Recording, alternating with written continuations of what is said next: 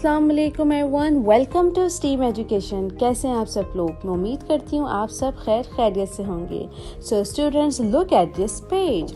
Stranger is a danger. You know, we should not talk with any stranger. I do not open the door for a stranger. मैं strangers के लिए door open नहीं करती हूँ. We should not open the doors for the stranger. And what are the strangers? जिसको हम नहीं जानते, that are called stranger. अब नीचे देखिए, take things you must do when you see a stranger. आपको क्या करना चाहिए? Look at this picture. जब आप strangers को देखें तो क्या करना चाहिए? If they are giving you something, should we have to take that? Or we have to avoid that? जो भी आपको इसमें से सही ऑप्शन लगता है, you have to tick that box. अपना बहुत ख्याल रखिएगा। मिलते हैं नेक्स्ट वीडियो में। अल्लाह हाफिज़।